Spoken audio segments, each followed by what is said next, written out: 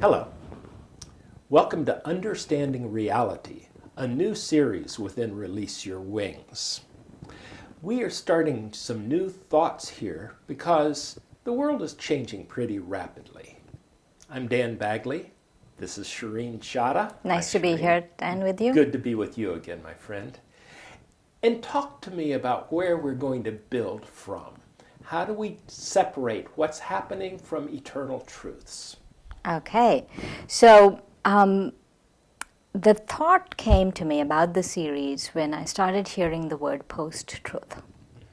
And in post-truth, like many of you know, is about something that feels. It doesn't necessarily have to be based on fact. It could be based on fact, but something feels right about something. It's whether right or wrong is a different matter. And in the post-truth era, what I've noticed is that truth really doesn't even matter. It doesn't matter that you have done something or said something or this happened or that happened, but what really matters is how you feel about a situation. And what also I've noticed is that in this era that a lot of people feel very, very strongly about whatever the quote-unquote information that is being disseminated. Right. I mean, so there is no need for fact-checking. It's all about alternative facts. And so there is no need for any kind of fact-checking. Because it gets in the way of how we feel. Yes, it gets in the way of how we feel. And in the world right now, we are facing such a huge crisis, I feel, because of the way people are feeling. And it's justified, the way people are feeling. Let's take the U.S. Presidential elections, for example. People rightfully felt that they were not given their due share, or they don't trust certain institutions, like maybe there was corruption in the judiciary system, or I've known friends who told me the judiciary system is very corrupt and all of those things. And so I don't know.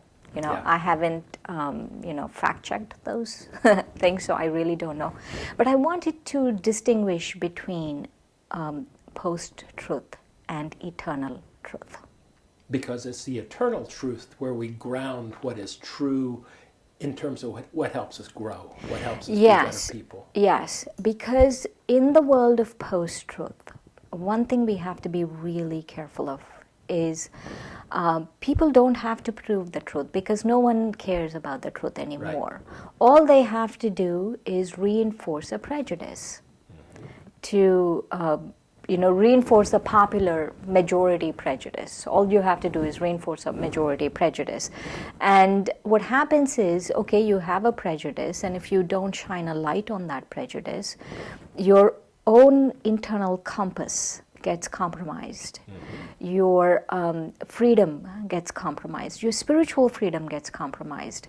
And your peace gets compromised. Your own peace gets compromised, because, then you start You're wondering. not trusting other people. Everything is up for grabs now. Then there's nothing that you can hold on to.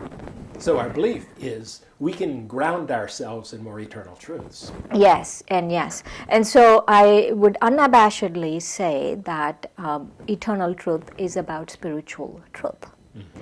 And so it's not about whether a physical fact is true or not. So I am distinguishing between a fact. For example, a fact could be the stats on the federal statistics in the United States about crime, whether crime reduced in the last year or not. There are specific statistics on that. So that's a fact. There's a fact in that, whether people like it or not. There is a fact. The people have done a lot of work on that, and there's a fact. But what I'm here talking about is a spiritual fact. And that is what is an eternal truth. It's an eternal concept. And eternal concepts have four criteria it has to meet. Mm-hmm. A spiritual truth or eternal truth would be it's same for all human beings. There is no difference. So, for example, if I take a little piece of information, I am a soul. And so, I'm a soul is the same for all human beings. Everyone is a soul. And then it's not bound by time. 200 years ago, I was a soul, and 200 years from now, I'll be a soul. And then, if I reflect on that enough, then I ground myself in reality. I ground myself in peace, in love. That's what I ground in my higher values and virtues. And the last one is it's the same from all perceptions. All angles. It's the same. I'm a soul from this angle. I'm a soul from your perception. Everyone's perception is the same. And so we have to really. So eternal truth is something that when we ground ourselves in it, then we have a firmer grasp of reality. Then no one has a chance to force their opinion on us, manipulate us, because now in the world, manipulation is at the risk of sounding there are conspiracies going on everywhere.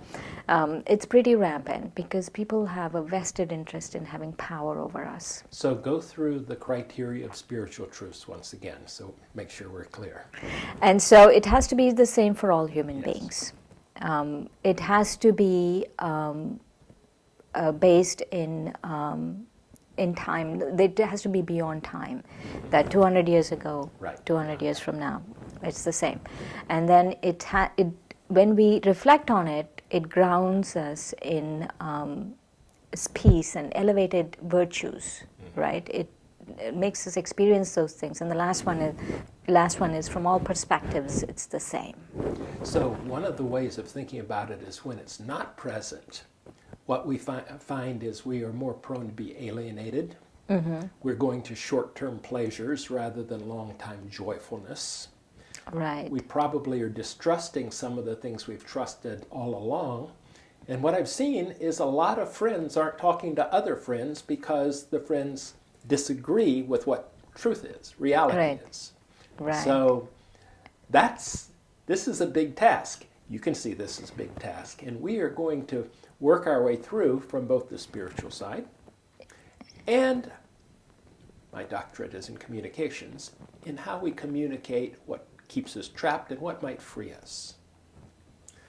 So, within this, let's focus on one piece right now that may help us calm and get back to the soul spot of eternal truth. What's a meditation place to work? The one meditation that I always go back to is I'm a spiritual being having a human experience. And that is an eternal truth because that's true for all beings. So how can we touch that feeling in the last 2 minutes? Okay, can I do a meditation? Please. Yeah. Oh, all right. So let's just relax. Take a deep breath. Relax. And trust that unseen part of you that is a spiritual being, that is the animating force of this body, that I'm more than just this physical body. I'm more than just a female, I'm more than just a color, a race, an age. I am a spiritual being and I'm having a human experience. And the human part is my gender, my color, my age, how I look, my affiliations. But as a spiritual being, I'm beyond all of this. I'm eternal. I am spirit. And as spirit, my original nature is peace.